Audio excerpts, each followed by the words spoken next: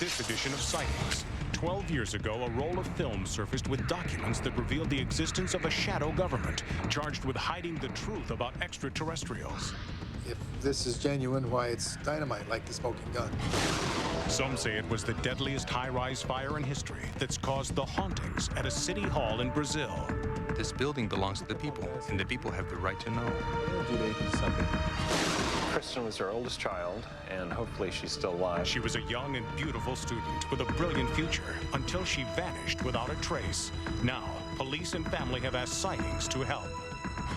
The ranchers are frustrated. Cattle mutilations in New Mexico have reached epidemic proportions, and ranchers know something's got to be done. And is hard science finally solving the great mysteries of the Sphinx?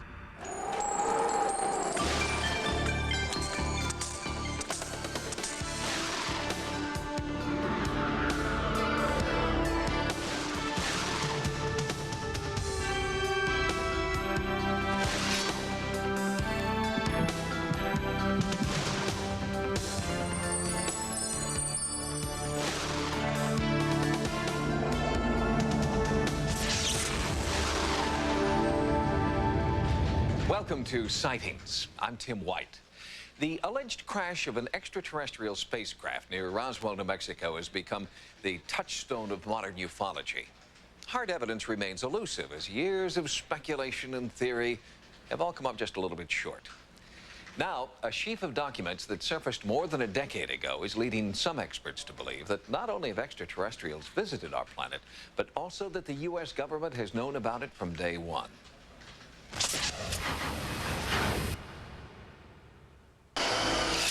If one accepts for even a moment the premise that we've been visited, that an alien was here, that bodies have been found, there would have to be a control group established to examine, understand, and determine what the makeup of it is and what the motivations are and what our vulnerability is. UFO investigator Jamie Chandaray believes that proof of just such a group does exist in the form of authentic-looking documents sent to him on film in December 1984. The film, whose sender is unknown to this day, contained astounding images, pages from a 1952 briefing document meant for President-elect Dwight D. Eisenhower. The memo describes a secret government UFO team working on the Roswell crash, a shadow cabinet codenamed Majestic, or MJ-12. This document also informs Eisenhower about the discovery of wreckage and alien bodies near Roswell. Explosive revelations delivered to Chandaray by an anonymous source. It was very interesting to me because it was analogous to Watergate in the sense that there was a deep throat who wanted to share information. And ultimately that process led to the arrival of the MJ-12 documents. More documents were to follow, and Chandaray suspects he was chosen to receive them because he was known within the intelligence community as a fair and impartial investigator of UFO phenomena. I'm a skeptic. You have to be a skeptic. You can't simply buy out. This isn't a belief system. It has nothing to do with a belief system. It isn't a religion. That's not what we're dealing with. If it exists, then there's a way to prove it. And that's what the game is all about. Physicist Bruce Maccabee believes the MJ-12 documents are significant, but he's holding out for hard evidence. You can have sightings up the wazoo. You can always get an expert to explain it, even if he has to hoke up an explanation. Now, if MJ-12 is real, their main problem was keeping track of the hardware so that we could study it, learn it, without letting the absolute proof get out. Remember, it's the absolute proof. It's the bodies and hardware that cannot be duplicated here on Earth, which conclusively proves this stuff is real. The government's a multi-headed dragon, and sections of that change every 4 years. So you have this constant change going on of musical chairs. So if a group is going to indeed control this information in some fashion, it has to be a group that is in place continuously. With that kind of control comes the danger always. Well, who watches the watchers? Forget the motivations of the aliens for a moment. What's the motivations of those that control the information? Veteran UFO researcher Stanton Friedman believes that MJ-12 would have been motivated to keep quiet about advanced alien technology in order to protect national security in the tense Cold War standoff following World War II. There was a real belief in Washington that when Stalin got ready, he would attack. That was a general consensus. that we were going to be in a battle to the end with the Soviet Union. And therefore, any kind of technological advantage we could get would be well worth having, and you couldn't possibly release that information to anybody. In researching his book on the Majestic 12 documents, Friedman meticulously verified every detail within the Eisenhower document. He investigated each supposed member of the group and found that they were the best and brightest military minds of the day, including Secretary of Defense James Forstall, high-ranking Army, Navy, and Air Force officers, and the first 4 directors of Central Intelligence. Only one name on the list didn't seem to fit. Publicly, MJ-12 member Dr. Donald Menzel was an astronomer at Harvard and a rabid UFO debunker. Menzel, in his position at Harvard, was in a perfect position to act as the astronomer telling the world this is all nonsense. Nothing to do with anything. This isn't real. We've got explanations for everything, which is what he did say. And I have found that his explanations are just plain wrong when you analyze them carefully. As a matter of fact, you get the impression that here was a top-notch scientist treating this subject totally unscientifically, trying to think up anything that he could do to snow the public, as it were, with an explanation, even if it made no sense. You know, it might seem, well, why would he be lying? Why would he do this? And others would defend him and say, oh, he wouldn't do this and he wouldn't do that. Well, of course he would. He absolutely would, as would every single one of those individuals, and they wouldn't tell their wives or anything else, because that was what was important for their country. Along with the Eisenhower briefing document, both Chandray and Friedman have found cryptic references to MJ-12 in declassified government documents, but nothing has bolstered the authenticity of MJ-12 more than this. More anonymous films sent to ufologist Don Berliner in 1994. On it, a supposed military field manual dated 1954. This was a set of instructions, really, to retrieval teams who would be at the scene soon after an event took place in which a saucer had crashed and in which there were bodies and wreckage. How to wrap them, what kind of boxes to use, where to send the pieces, what the cover stories were. And one of the things that comes through loud and clear is they wouldn't have put such a manual together unless this had happened more than once. Which makes you wonder, so how many of the crashes were there? How many bodies were retrieved? For verification of the new manual, Friedman turned to a former colleague, retired McDonnell Douglas scientist Dr. Robert Wood. If Wood, an expert in the detection of forged documents, could authenticate the manual, Friedman felt he would have proof of a government alien conspiracy. My initial reaction when I first saw them was, if this is genuine, why, it's dynamite, like the smoking gun. Dr. Wood was painstaking in his examination of the document pages, comparing it to an authentic Army field manual from the same period. The size of both manuals was identical, conforming to the standard 6:9 ratio for government field manuals of the era. And Dr. Wood examined this seal, which other experts insist is proof that this manual is a fake. If you look at the front of this document, at the bottom, there's a logo that says War Department. And the War Department was actually eliminated at the end of World War II. So you'd expect they would have stopped using the logo. But in fact, the Army, in its field manuals, continued to use the War Department logo up until as late as 1960. And we have exact copies of such manuals. If these documents are genuine, they prove the case. You don't need anything more. And, Friedman says, we are not the only ones who will suffer from continued secrecy. I think one of the reasons they're coming here is to make sure we don't go out, to take our brand of friendship, namely hostility, other places. This is truly a primitive society whose major activity is tribal warfare. So I don't think we can expect aliens to deal with us as equals. We're not. We haven't earned our place at the Galactic Federation Round Table. Both Stanton Friedman and Jamie Chandray believe the clandestine Majestic 12 still exists today. Chandray also told Sightings that he believes the U.S. Air Force will soon release MJ-12 documents of its own, which will profoundly change the way the world views the UFO phenomenon. Next, no one believed Sao Paulo's City Hall was haunted until this city councilman's frightening encounter. Then I heard voices. He said, there's nobody in the building except you and us.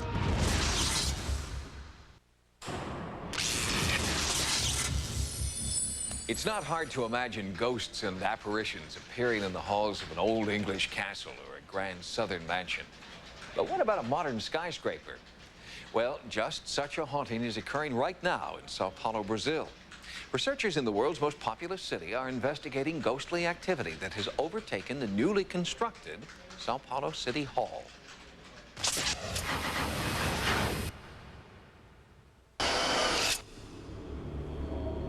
The ghosts have always been here. It is only the buildings that are new. Buried beneath the concrete and steel of Sao Paulo's central district is the sacred burial ground called the Valley of the Spirits. When the Portuguese first settled here, they enslaved the native population, a crime for which, legend tells us, the spirits will forever take revenge. Some say the spirits were vengeful on this day in 1974. In a high-rise built in the heart of the Valley of the Spirits, a devastating fire took nearly 200 lives. Victims had to choose between burning where they stood or leaping to their death. Right next door to the site of Sao Paulo's worst fire disaster, City Hall was used as a temporary morgue, and some believe the vengeful spirits may have followed because strange things are now happening there. I came here at 8 o'clock, as I do every day. Put water on this table, and the telephone was dialing by itself. Eu abri a sala 1216. That night, I started to work on the 12th floor, room 1216. I heard a noise. It sounded like the file drawers opening and closing. I turned the lights on, but there was nobody there. I was on the 12th floor, and I came down and stopped at the 5th floor. The passengers got into the elevator, and that's when it occurred. One came and was standing right beside me. The other one went to the back of the elevator, and the third, when he got in, he disappeared. Disembodied voices, footsteps, apparitions. They were all dismissed as simple superstition until one of Sao Paulo's city councilmen went public with his frightening encounters. I've been working as a councilman for over 3 years, and I have never witnessed anything unusual. The press started asking questions, and I had to tell them the truth. After all, this building belongs to the people, and the people have the right to know. A city engineer and elected government official, Faria Lima, had of course heard the rumors and fears about vengeful spirits marking City Hall for the next disaster. And for a long time, he was one of the non-believers. But a few months ago, leaving his deserted office well after midnight, Faria Lima changed his mind. When I tried to open the door, it didn't open. The lock is rounded and it was facing my way. Then I heard voices. At first, I was angry. People are locking the doors and playing with me. I called security and 2 guards came and opened the door, easily. I asked them who was making all the noise and why there was a crowd in the corridor. The answer? Nobody's in the corridor, sir. But I heard them dragging furniture, I said. He said, there's nobody in the building except you and us. The last person left an hour ago. Once Faria Lima went public with the story of his ghostly encounter, other reluctant witnesses came forward too. No one believed these simple people. But when a councilman, an authority figure, decided to talk, they began to believe the things they were being told. Faria Lima has chosen to take a scientific approach to the haunting. He cleared the way for Brazil's premier ghostbusters to investigate the phenomena here, Sao Paulo's Institute for Interdisciplinary Research into Parapsychology. We have 5 hypotheses, and we are trying to test each one. The first one is the fraud. Maybe someone is tricking or is joking with someone. The second is maybe people have psychological, psychiatric problems and they are seeing things that doesn't exist. Like their colleagues in the United States and Great Britain, Sao Paulo Institute researchers also examine a third possibility, that magnetic field anomalies could be responsible for the haunting activity. And they conduct interviews to explore the psychic abilities of the eyewitnesses. There is a possibility of 2 people at the same time having a hallucination. So sometimes seeing a ghost is nothing more than a psychic image that shows itself in the shape of a ghost. I believe that all these phenomena that people relate may have psychic explanations. Sightings was invited to observe the techniques used by the Institute's academic researchers during one of many overnight investigations they hope to conduct here. Tonight we collected some data, we made some interviews, and we used some instruments to see the level of magnetic fields here in the building and about radiation and things like that. Está desativado, mas ele está com corrente passando. Nós utilizamos aqui na câmara. We use equipment that is being used by engineers and physicists that help us with our analysis. The gear can tell us if anything is being misinterpreted. Na verdade, o nosso início. This was the beginning of our research and allowed us to know more about the story, the people, the building. And when we know more about the building, we know more about how phenomena like this can occur. Even if we cannot find something parapsychological happening here, it's important because we will find something, and it's important because it can bring answers. As scientists, Institute team members are concentrating on phenomena that can be quantified and analyzed. But those Brazilians with their roots still firmly entrenched in ancient beliefs warn that there is no way to measure the wrath of their ancestors. So far, Sao Paulo's paranormal team has ruled out the first two possibilities on their list of 5. The haunting activity is not a hoax, they insist, and everyone they interviewed showed no signs of mental or physical impairment. So, the field is getting narrower, but the cause of the haunting is still not known. Next, can science successfully return woolly mammoths from extinction? Later, how America's most famous psychic solved the riddle of the Sphinx.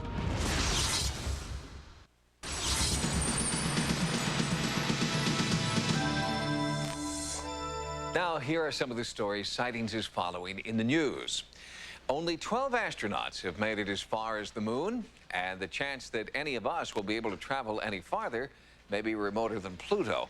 But thanks to the Jet Propulsion Laboratory, there will soon be a way for 1 million lucky people to send a small part of themselves all the way to Saturn.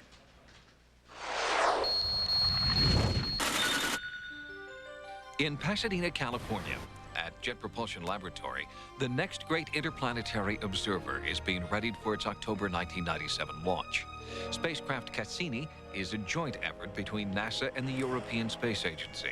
Its goal? To reach the rings of Saturn and explore its many intriguing moons. Many researchers have their eye on this one. Titan is Saturn's largest moon, half the size of Earth. It has a dense atmosphere, denser than Earth's, and for this reason, scientists like Planetary Society's Tom McDonough speculate that there could be life on Titan. Titan is one of the most fascinating moons in the solar system because it's similar in a lot of ways to what Earth was like when we first got started as a planet and when life first got formed. Titan's surface is hidden beneath a thick, smoggy cloud, believed to be similar to the haze over Los Angeles or Mexico City. In order to see through this cosmic veil to the moon below, Cassini is equipped with an unmanned probe called the Huygens probe. It will descend through the cloud, land on the surface of Titan, and snap the first pictures of this unexplored moon.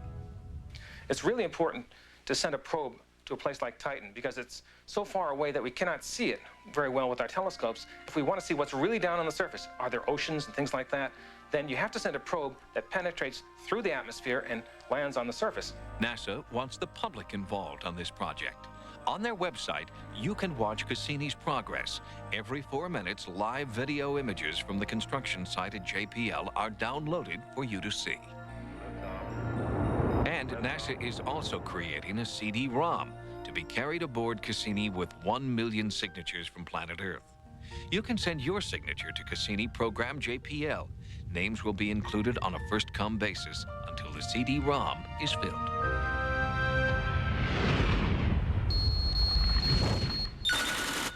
In Siberia, Russia, 2 scientists from Kagoshima University in southern Japan have taken the first step toward recreating a creature that has been extinct for nearly 10,000 years. Recently, the researchers unearthed this baby woolly mammoth and now hope to extract DNA from the sperm of the Stone Age carcass and use it to fertilize an elephant egg. The result, they hope, will be a modern mammoth. What we're able to do in space is at a standstill. And yet our genetic technology, this really seems to be the next big frontier. Paleontologist Dr. Charles Pellegrino of Brookhaven National Laboratory is familiar with genetic manipulation like that proposed by the Japanese team. Pellegrino's own work formed the basis for the book and the movie Jurassic Park. The genetic distance between a woolly mammoth and an elephant is probably about the genetic distance between a horse and a donkey, probably somewhere in the range of less than 1%. So you would only have to go in and basically re-edit less than 1% of the genetic code of an elephant that is already walking around today. Many scientists question the feasibility of this process, but if indeed it is possible, a larger question needs to be addressed. Why should we resurrect such a creature? It's almost like asking, why do we want to go to the moon? Why do we want to go to the bottom of the ocean? To me, bringing back a woolly mammoth or bringing back a dinosaur, it's the ultimate paleontological tool. It's the closest you can have to building a time machine and going back into time and studying these creatures face to face, nose to nose. Although Pellegrino believes that such a genetic feat would be invaluable, he worries about the new mammoth's impact outside the scientific community. There are probably industrial types around the world right now who are looking at this and saying, gee, if we can bring back extinct life forms, then we don't have to worry so much about endangering species. So let's cut down more of the Amazon rainforest. Or it might incite people to get a bit cocky about creating the conditions that lead to extinction in the first place. Each door you open to a tremendous new technology, it seems to be the yin-yang principle. We can either do wonderful things with it or we can unleash horrors on a scale that we've never known before.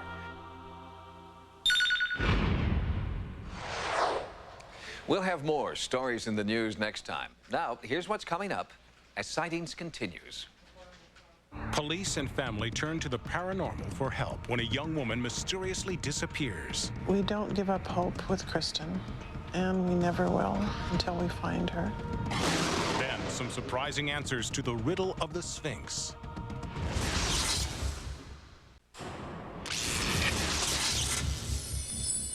Kristen Smart has vanished without a trace. The police have no idea where she'll be found. And more police departments with nowhere to turn are turning to psychics. In this case, the family asked for a psychic who'd found people before. They asked for Kathleen Ray.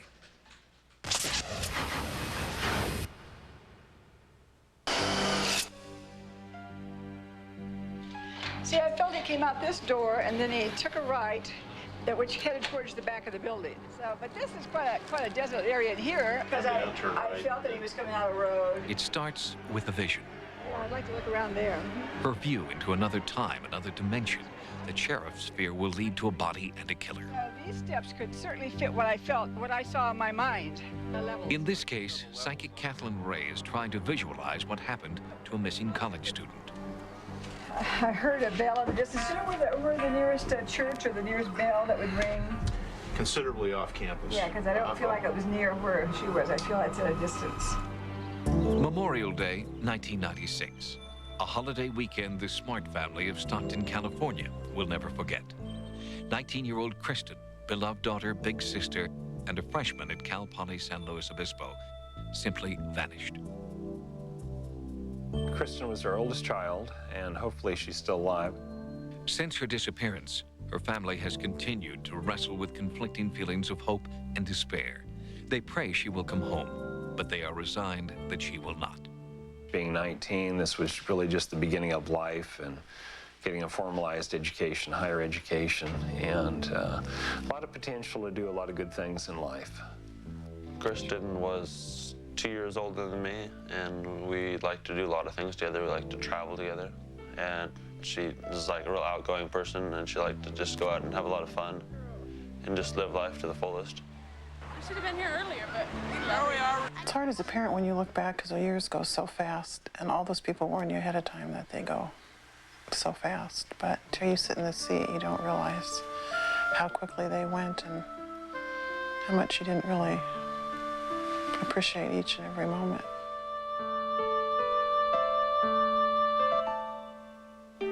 We searched through the campus area. Unlike other psychic detectives, Kathleen Ray wants to know every detail of the case.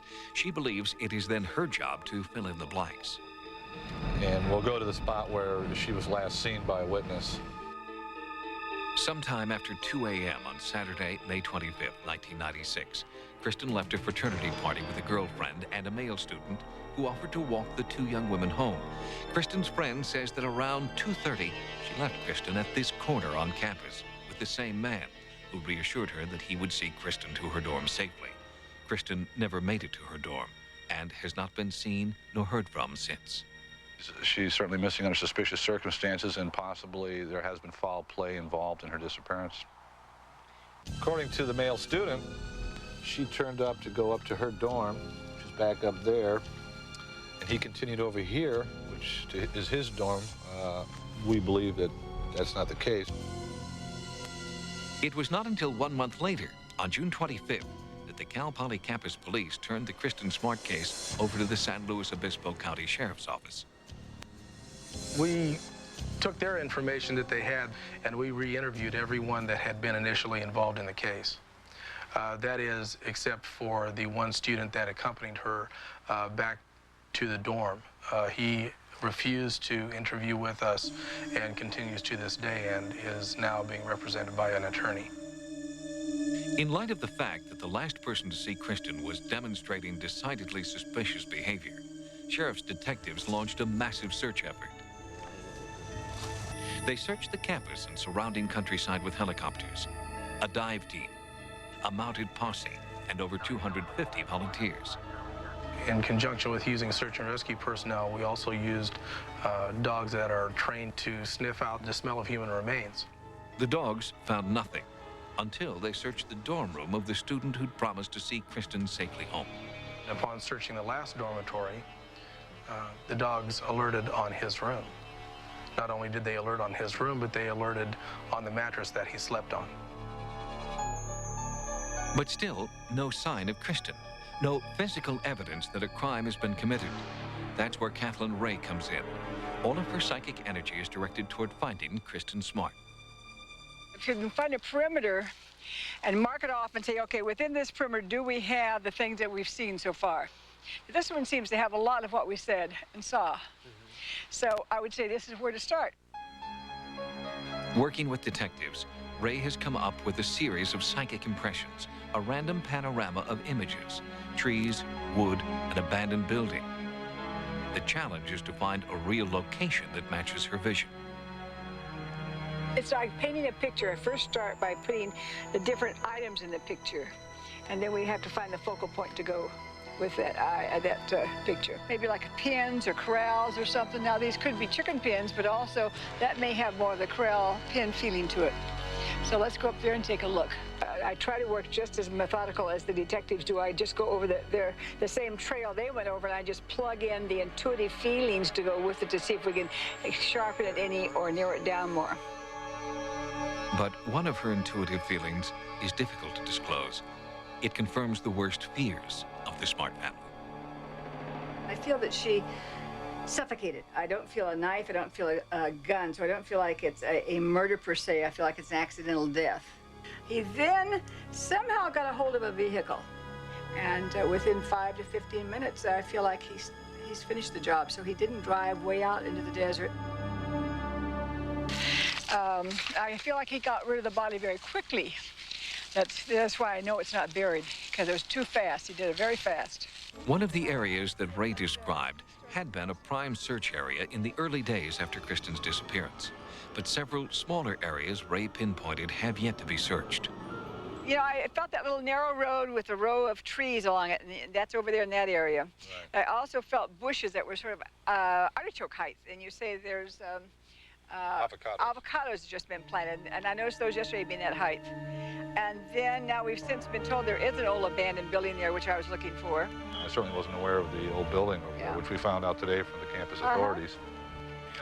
And her body doesn't have to be right by it, but it's in this area, you know. So everything seems to be coming over in this area. Even the artichoke fields and the cow barns have been torn down. Sensitive developments within the case are occurring almost daily. Sightings will try to keep you updated on the detective's progress. In the meantime, the Smart family remains in limbo, coping as best they can. Each day just seems like an eternity as far as finding out, what's happened with our Kristen. Love you. Wish you were here. Bye. We don't give up hope with Kristen, and we never will until we find her. But we have given up, each of us in this family, a life as we've known it. Life does need to go on, and it's very important that we try to do that. But at the same time, we've all given up a piece of our heart. And it'll never be the same. As of this broadcast, Kristen Smart is still missing, and the case remains unsolved. If you have any information about her whereabouts, please contact the San Luis Obispo Sheriff's Department. Next, hard science supports a mystic's vision of the origin of the Sphinx. In the geology lay the key to this reversal of history.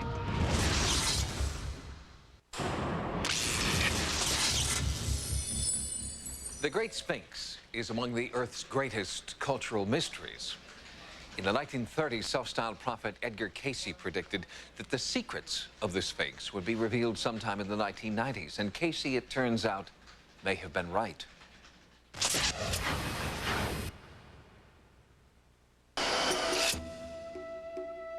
There is no more powerful emblem of the mystery of the past than the Great Sphinx of Egypt.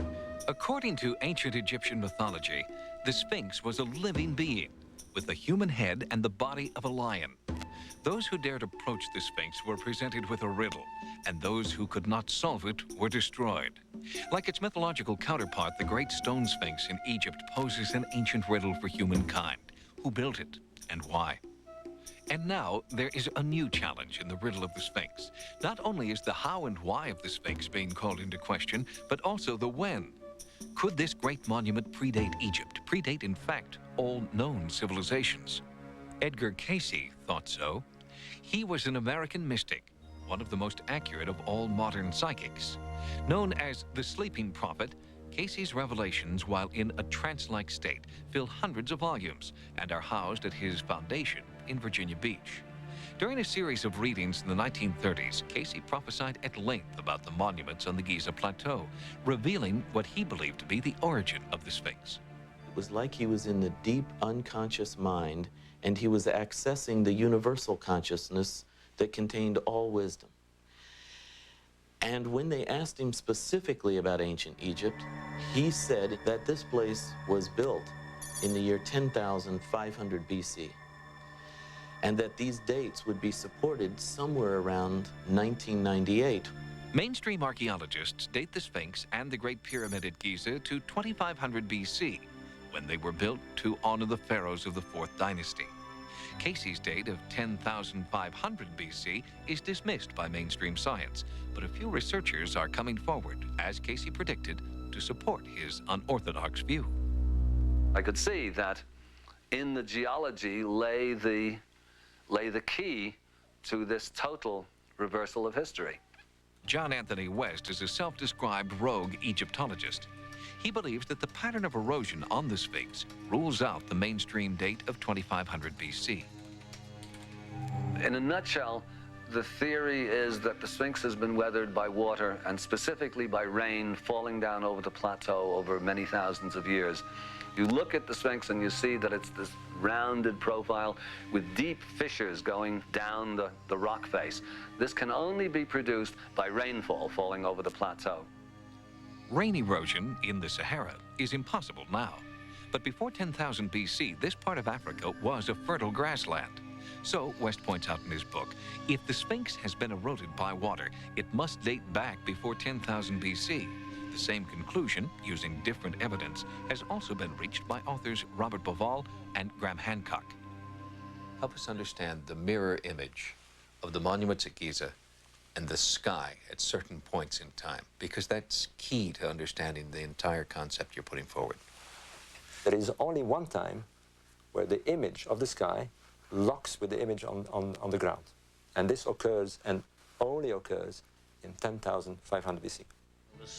Boval and Hancock have discovered that the Egyptian sky in 10,500 BC bears an uncanny resemblance to the layout of the monuments on the Giza Plateau.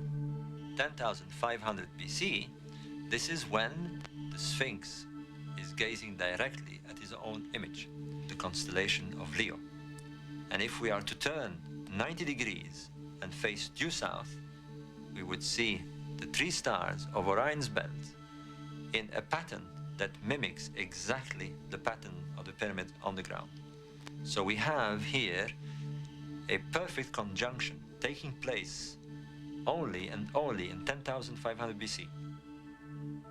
But history books teach us that in 10,500 BC, our human ancestors were still in a primitive state, incapable of the advanced astronomical and engineering skills necessary to build great monuments.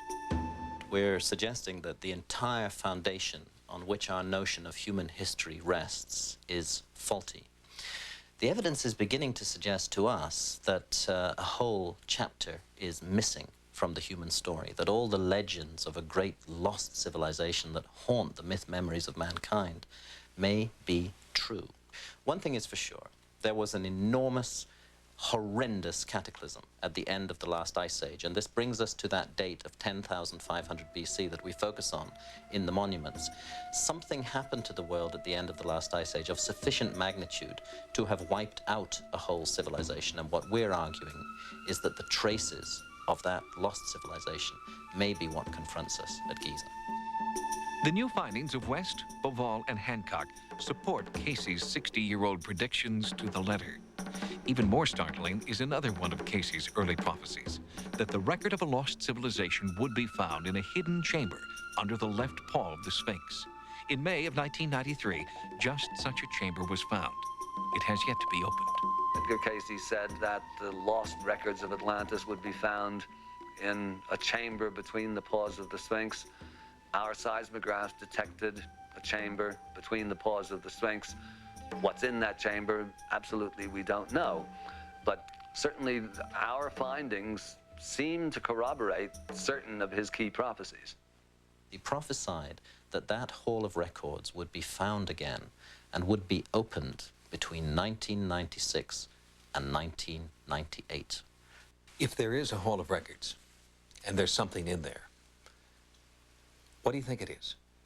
We think that all the indications suggest that a time capsule was deliberately concealed at Giza in Egypt with the intention that it should be found one day, a time capsule that would abolish all ambiguity over this matter and make it absolutely certain of what had gone before and of what we have forgotten, but a time capsule that was not intended to be found by barbarians, that was hidden away very carefully to be found, as the ancient texts say, by the fully worthy. Perhaps that's who we are. Perhaps that time has come. Perhaps that's the decision and the awe-inspiring prospect that we confront in the near future. The right to open the chamber under the paws of the Sphinx is something of a political game these days, and the Egyptian government is holding all the cards. Only they know when and if the secrets of the Sphinx will be revealed to the world. This is a mystery. Next, cattle mutilations are killing a lot more than livestock in New Mexico. It's a significant economic impact on the ranchers.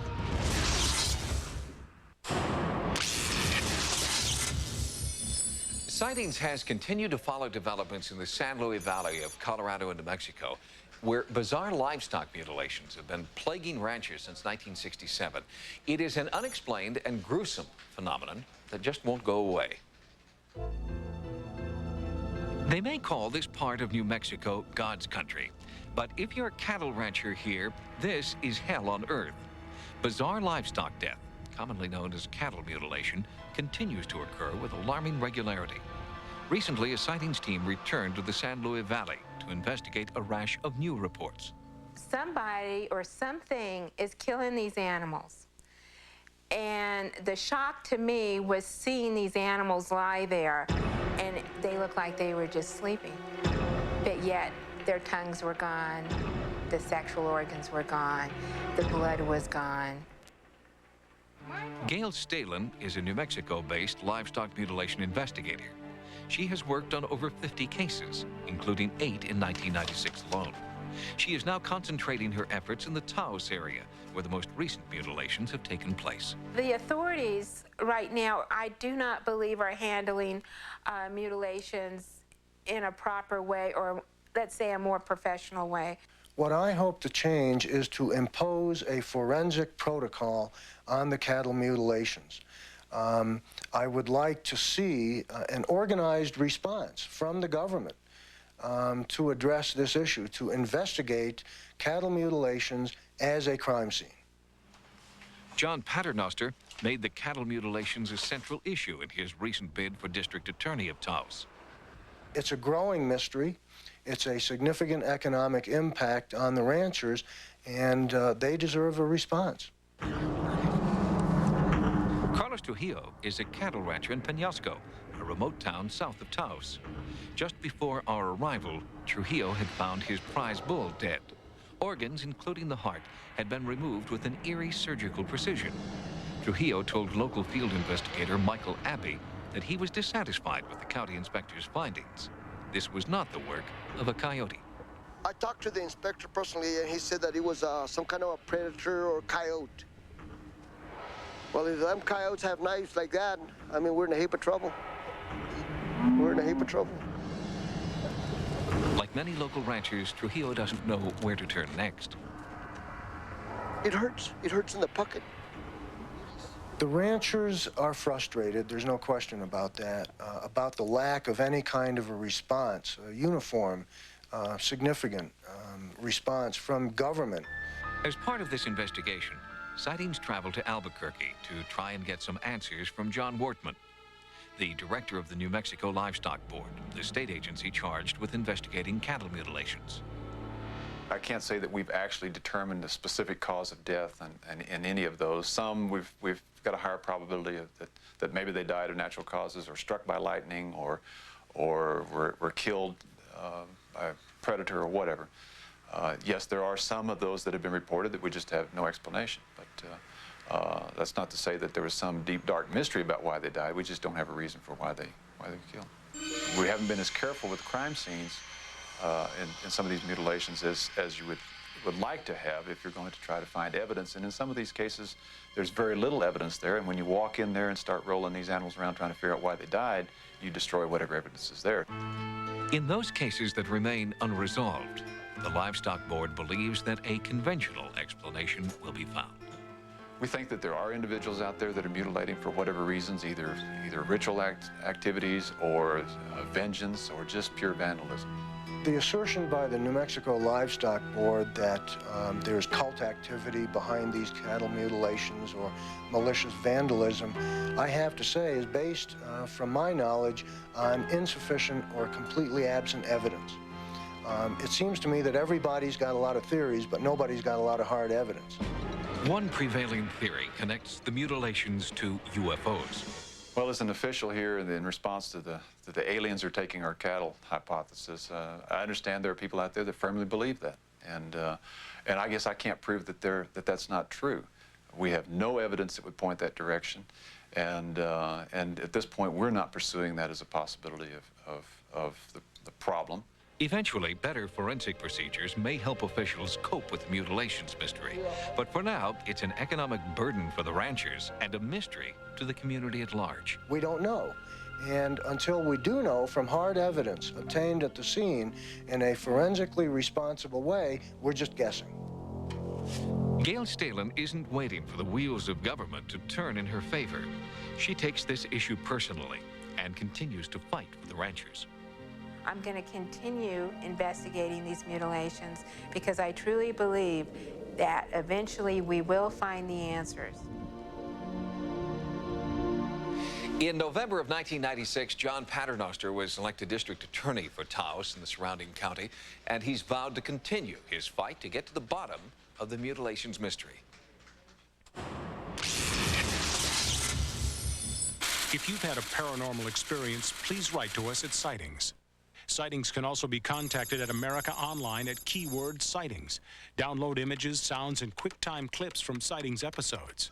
On the internet, access information about sightings and the paranormal at sci-fi.com/sightings.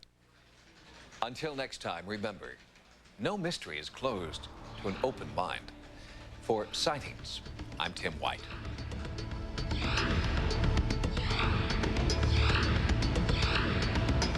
Next on Sci-Fi, Dark Shadows. My name is Darian Fox, and I'm still the government's see-through guy. We go out and we get the bad guys, the bad girls, and runaway science projects, and they still never see it coming. The Invisible Man, a Sci-Fi original series. Disappearing Fridays at 8 on Sci-Fi.